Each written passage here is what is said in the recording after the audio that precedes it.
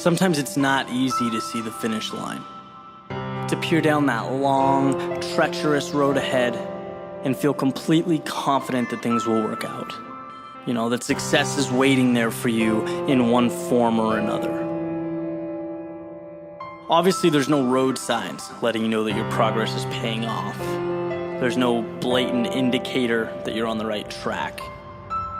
Essentially, there's nothing, right? Nothing but the feet underneath you, taking you one step at a time to a fate that's completely unknown. And it's in this instance, while looking destiny in the eye, that you have to remember, anyone can sail in smooth waters, anyone can dance when the music is playing. The great leveler, though, is how you live when it's not.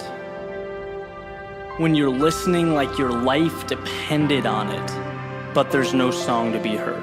How do you push forward? You know, no one else can get you there. There's no shortcuts to success. You'll find that the answer's in your chest. Because it's there you'll find the melody that's been pumping through your veins since the first day you opened your eyes, helping you create your own music, your own song, your own voice. It's what has the power to get you through to the next level, when your instinct tells you to quit, that maybe it's just not worth it. When most give up, it's why you'll be able to hang on. Because the song will come. The skies will clear, the sun will rise. But you have to know that, and you have to know it now, when all you have is ambition and a plan, when it's just you, your song, and the road ahead. There's no concrete evidential triumph, but you don't need that. Persistence during times of doubt, during improbability, that's what makes triumph so rare, so precious. It moves the strong-willed forward to bigger and better things. Things aren't handed to you, but they materialize over time. They transform from nothing to something. They emerge from hardship, out of ideas that were perceived by others as crazy, as most achievements throughout the course of human history were. Let people talk about odds, how difficult success is. They can't look inside of you. They can't hear your song. They don't know what you have. But they will find out later, when you've gotten past the mud, the dirt, the grind, the stuff that no one wants to endure. When you're singing your song to the world, for yourself, but also for them, for those who need it, those seeking their own song. One day you'll be able to tell them what it took, how it wasn't easy, but you knew that if you pushed hard enough, the stars would align. You heard the music before it played, and how sweet the sound.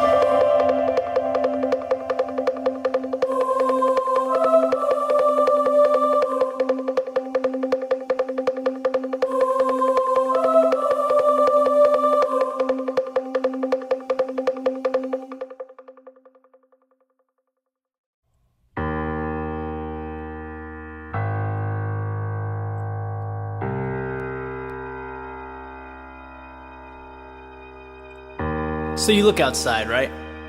And the first thing you see through the window is that the running conditions are terrible. They're far from ideal. Your first inclination is to go back to bed, wait until it warms up, maybe hang tight until the rain or snow stops, which the majority of us would find completely reasonable, by the way. But let me explain the scenario from a different angle. Because this is the exact situation when it's most important to get out of bed, to put your running shoes on, and to head out the front door.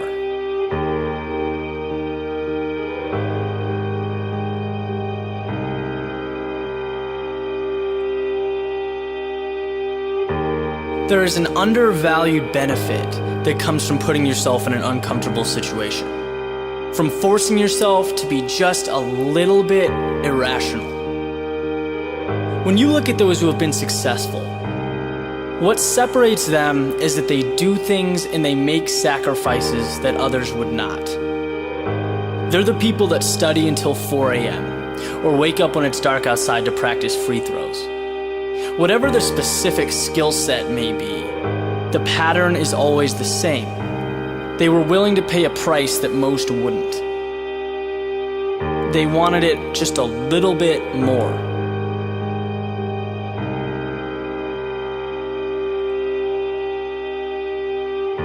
So what could this possibly have to do with running in the rain?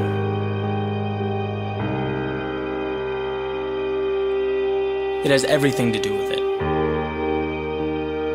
Why is it that when you run outside on a cold, rainy day, no one's out there? It's not because you're doing anything that, in itself is great or heroic. You're running alone because it sucks. It sucks to run in the rain, right? To have cold wind blowing in your face. That's not relaxing or enjoyable. It's uncomfortable. But you're out there when everyone else is warm inside, and there's value to that. Training yourself to follow through with your ambitions regardless of hurdles, because life will not always be comfortable. What are you gonna do when things get bad? You lose a client at work, your girlfriend leaves you. You gonna stay in bed? Because there will always be a reason to wait for later, to hope for smoother waters ahead. The best, though, they achieve in spite of undesirable conditions.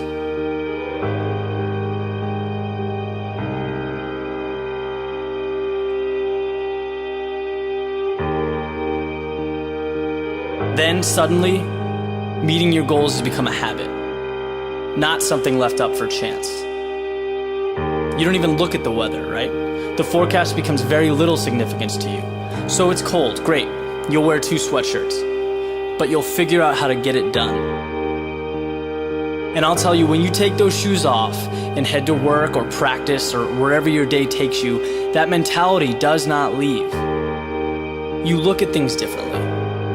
You'll realize that 99% of the reasons we give for not doing things, they're excuses. They're meaningless. If you want something, do it. And guys, that's not a cliche. That's the key to success. Find a way to get it done.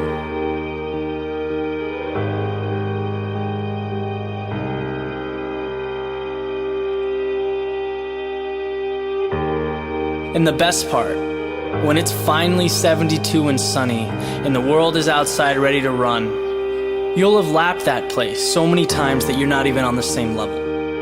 You have been to hell and back, and your performance will make that apparent. That's how you become the best.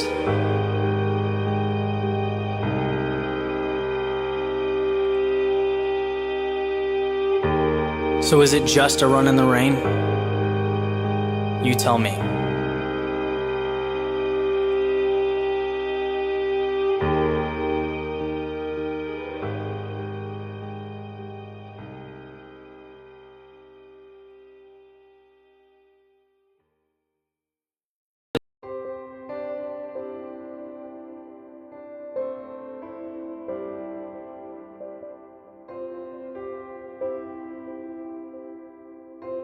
While the world slept,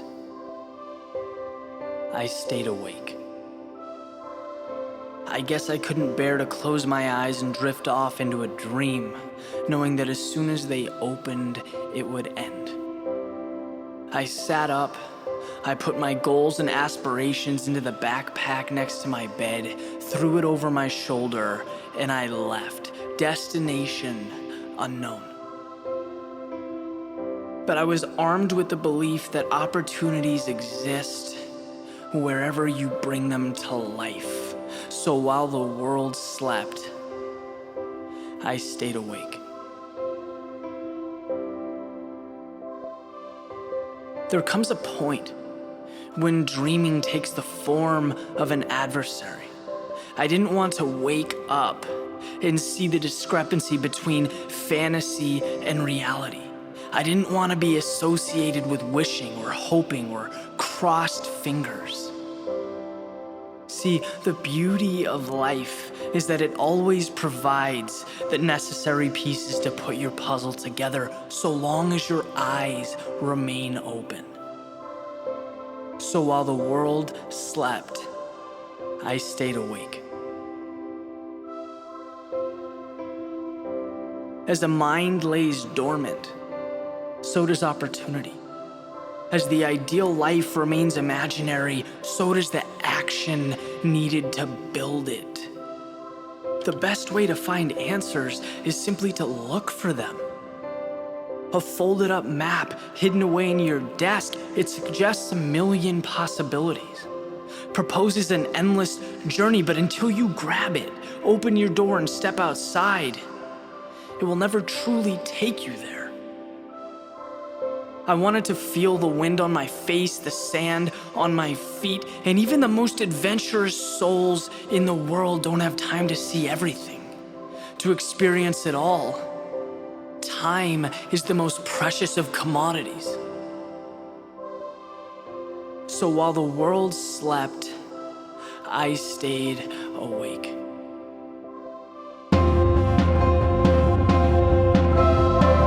The secret is not in opening your eyes, it's in what you allow your eyes to see.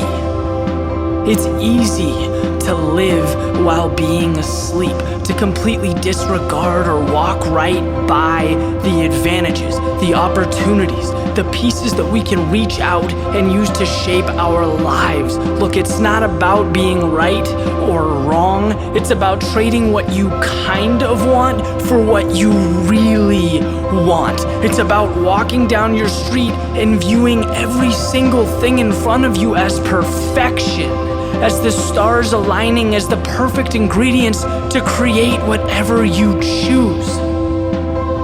Leave nothing for sleep. Let your dreams envy your reality. And while the rest of the world sleeps, I dare you to stay awake. I dare you to get everything you've ever wanted.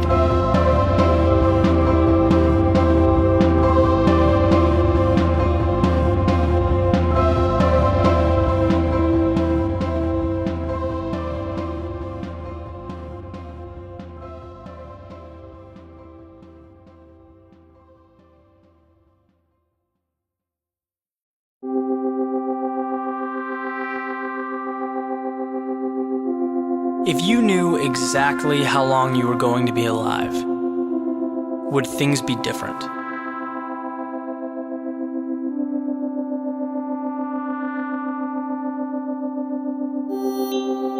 Imagine if every morning you were able to look into an hourglass that showed you exactly how much time you have, removing any unknowns or uncertainty. Would you approach your days differently?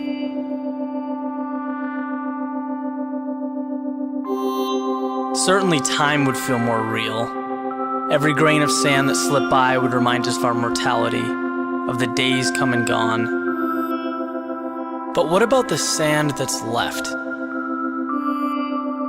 In the possibilities yet to be explored.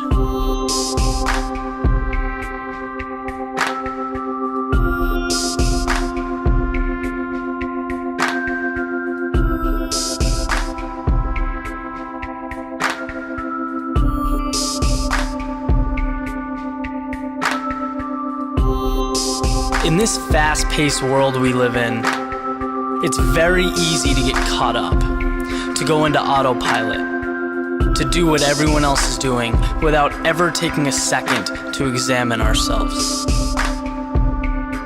Every day, the sand in that hourglass gets lesser and lesser. And if you don't ask yourself what your purpose is, what makes you happy, what you're going to bring to the world, someday you'll be all out of time. Our stay here is finite. I often talk to people about their goals and aspirations, what makes them happy. And I find it crazy how many restrictions people place on themselves. Human beings put a man on the moon. Think about that for a second. Yet it wouldn't be possible for you to record an album or start an interior design company. Explain that to me.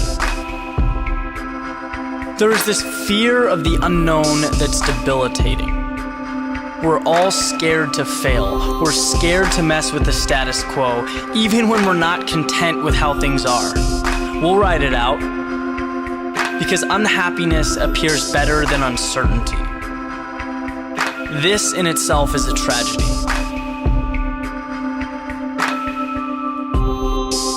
I saw a great quote the other day. It said, "Human beings are the only life form that will do less than they possibly can." There's never been a tree that didn't grow as tall as it possibly could. They're hardwired to do that. Us, on the other hand, we have the gift of choice, which is a blessing, yes, but it's also a curse. It's something to hide behind. We'll forfeit the opportunity to be great, because that comes with a hefty price of risk. Okay, in reality, we don't know how many trips around the sun we have. It is and always will be a mysterious component of life. But regardless of your journey, what you've done, what you've yet to do, there is no time for regret. So go after what you want. Work hard at something you love. Wake up excited. Go to bed content. Be a dreamer. Make things happen. Being born was the hardest part. You've already done that. You've already won the lottery. You're here. You're experiencing everything the world has to offer. Statistically, that is a miracle. All you have to do is cash in on your lottery ticket.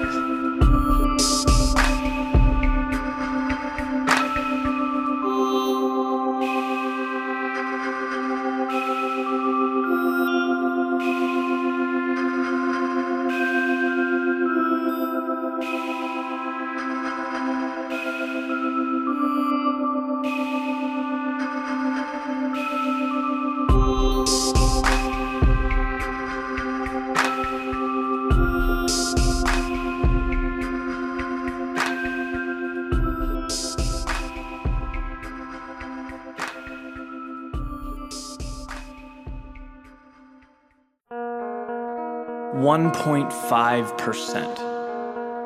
That number is all that separates the DNA of a human being and a chimpanzee. Which means that, relatively speaking, 1.5% is the difference between a rocket ship and a pile of bananas. 1.5 extra minutes a day for an entire year is 547.5 minutes. And those minutes accumulated could end up being the difference between pass or fail, yes or no, average or great. When we look at change, at getting what we want, we tend to visualize it on a pedestal. It's huge, it's mysterious, it's complex, but I'll tell you what, it's the smallest of adjustments, seeking out and capturing that little 1.5%. Living in the space that we're so inclined to just see right past, that's where I find my advantage.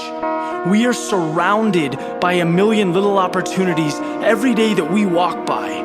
Waking up a few minutes earlier, reading a few pages, doing an extra lap or rep, tiny things.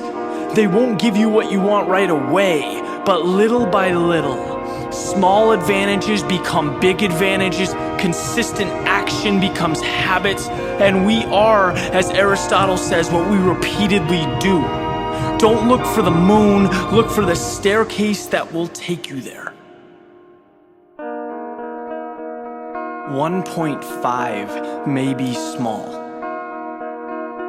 but 1.5 every day is the most powerful thing there is.